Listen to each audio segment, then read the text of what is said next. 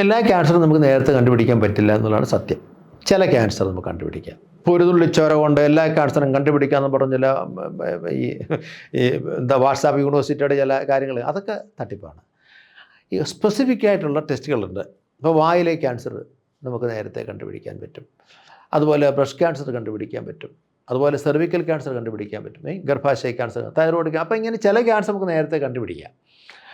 Prostate ക്യാൻസറിന് നേരത്തെ കണ്ടുപിടിക്കാനുള്ള ടെസ്റ്റ്. അപ്പോൾ സ്ക്രീനിങ് ഉള്ള ചില ക്യാൻസറുകളുണ്ട്.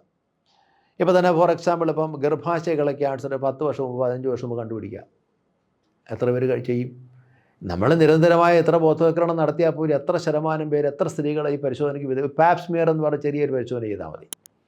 അത് ചെയ്താൽ കണ്ടുപിടിക്കാം. ഹ്യൂമൻ പാപ്പുല വൈറസ് എന്ന് പറഞ്ഞാൽ അതിൻ്റെ ഇൻഫെസ്റ്റേഷൻ ഉണ്ടോ എന്ന് കണ്ടുപിടിച്ചാൽ നമുക്കതിന് ചികിത്സ വളരെ സിമ്പിളായിട്ട് ഇൻഫെസ്റ്റേഷൻ ഉണ്ടെങ്കിൽ തന്നെ മാറ്റാൻ സാധിക്കും. അത് ക്യാൻസറായിട്ട് പരിണമിക്കുന്നത് തടയാൻ പറ്റും. അത് എത്ര പേരാണ്? ഇപ്പോൾ അമേരിക്ക പോലെയുള്ള വികസിത രാജ്യങ്ങളിൽ കമ്പൾസറിയാണ് ആ ടെസ്റ്റ്.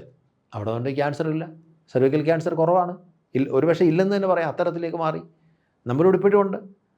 ഇപ്പോഴും ഇന്ത്യ 2ാം സ്ഥാനത്തുള്ള ക്യാൻസറാണത്. അപ്പോൾ അത് ഈ പറയുന്ന 10-15 വർഷം മുമ്പ് കണ്ടുപിടിക്കാൻ സാധ്യതയുള്ള ഒരു ക്യാൻസർ പോലും അവയർനെസ് ഇല്ലാത്തത് കൊണ്ട് ചെയ്യുന്നില്ല. നമ്മുടെ സ്ത്രീകളോട് പറയുമ്പോൾ നമ്മൾ ചെയ്യാം. നമ്മൾ ഈ അറിവെന്ന് പറയുന്നത് എന്താണ്? അറിവ് നമുക്കുണ്ട്. ഇപ്പം നമുക്ക് എവിടെ ഗൂഗിൾ ചെയ്താലോ അല്ലെങ്കിൽ എവിടെ നിന്നുള്ള ധാരാളം ഇൻഫർമേഷൻ നമുക്കുണ്ട്. പക്ഷെ അത് നിത്യജീവിതത്തെ പ്രയോജനപ്പെടുമ്പോഴാണ് നോളജ് ആവുന്നത്.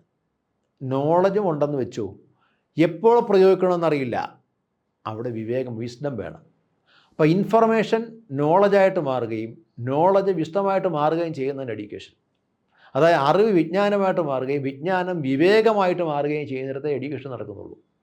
നമ്മൾ ഈ സാക്ഷരത ഉണ്ടെന്നൊക്കെ പറയുമ്പോൾ ഈ വിവേകത്തിലേക്ക് എത്തുന്നില്ല. പലതും 10% പേര് പോലും എത്തുന്നില്ല. അതാണ് നമ്മുടെ ഒരു വലിയ പ്രശ്നം. അറിവുണ്ട്, കുറച്ച് പേര് വിജ്ഞാനമുണ്ട്, വിവേകത്തിലേക്ക് കിട്ടുന്നത് വളരെ വളരെ കുറവാണ്. അപ്പോൾ അതിലാണ് നമ്മൾ പ്രായോഗികമായിട്ടുള്ള നോളജ്.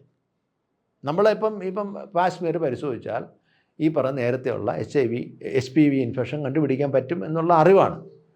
പക്ഷെ അത് വീട്ടിൽ ഇരുന്നാലോ? അത് പരിശോധിച്ചെങ്കിൽ മാത്രമല്ല, എവിടെയെങ്കിലും സ്ക്രീനിങ്ങിന് വിധേയമായെങ്കിൽ മാത്രമേ കണ്ടുപിടിക്കാൻ പറ്റൂ. അതിൽ ബ്രസ്റ്റ് ക്യാൻസർ നേരത്തെ കണ്ടുപിടിക്കാം, ബ്രസ്റ്റ് പരിശോധിക്കാൻ പറയും, ആരും പരിശോധിക്കില്ല. അങ്ങനെ പലതരത്തിലുള്ള വായിലെ ക്യാൻസർ വന്ന ഒരാൾ മരിക്കേണ്ട യാതൊരു കാര്യമില്ല. നാക്ക് മുറിഞ്ഞിട്ട് വരുന്നവരാണ് പലരും. നമ്മൾ വിശ്വസിക്കുമോ? പകൽ നാക്കുമായിട്ട് വരുന്നവരുണ്ട് അവിടെ. എങ്ങനെ സംഭവിക്കുന്നു? ചെറുപ്പക്കാർ ഈ പാൻ മസാലയൊക്കെ ചവച്ച് ഇത് ക്യാൻസർ അല്ല, വേറെ എന്തോ ആണ്. അവസാനം നാക്കൊക്കെ പോവും. പകുതിയൊക്കെ പോയി വരുന്നവരുണ്ട് അവിടെ. എങ്ങനെയാ? ഇത് അവയർനെസ് ഇല്ലാത്തതുകൊണ്ടല്ല. അതായത് അറിവുണ്ട് അവിടെ.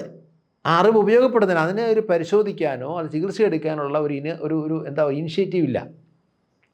വായിലൊരു ക്യാൻസർ വന്നാൽ ആർക്കും നമുക്ക് തന്നെ കണ്ടുപിടിക്കാനുള്ളേ ഉള്ളൂ. ഒരു കണ്ണാടിയെ നോക്കിയിട്ട് വായിക്കകത്ത് കറുത്ത പാടുകളുണ്ടോ, വെളുത്ത പാടുകളുണ്ടോ, അല്ലെങ്കിൽ ഈ പറഞ്ഞ അൾസർ വന്നാൽ കരിയാതിരിക്കുന്നുണ്ടോ, ചൂട് കഴിക്കാൻ ബുദ്ധിമുട്ടുണ്ടോ, എരി കഴിക്കാൻ ബുദ്ധിമുട്ടുണ്ടോ, ചുമ അല്ലെങ്കിൽ ഒച്ചയടപ്പ്, പനി വന്നിട്ട് 3 ആഴ്ച കഴിഞ്ഞിട്ട് ഒച്ചയടപ്പ് മാറുന്നില്ല, ഇതൊക്കെ നമുക്കിപ്പോൾ ക്യാൻസർ ആയിരിക്കണമെന്നില്ല. ഈ പറഞ്ഞ ഒന്നും ക്യാൻസർ ലക്ഷണമായിരിക്കും. പക്ഷേ ഇങ്ങനെ നീണ്ടു നിൽക്കുമ്പം ഒരു ഡോക്ടറെ അടുത്ത് പോയി ഇത് എന്താണെന്ന് പരിശോധിപ്പിക്കാനുള്ള ഒരു മാനസികാവസ്ഥ വേണ്ടേ?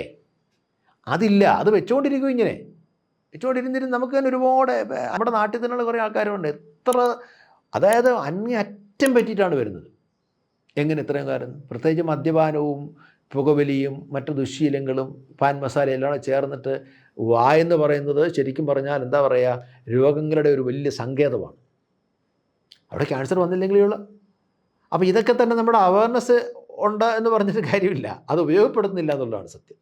അവിടാണ് വേണ്ടത്. അവിടാണ് ഫോക്കസ് ചെയ്യേണ്ടത്.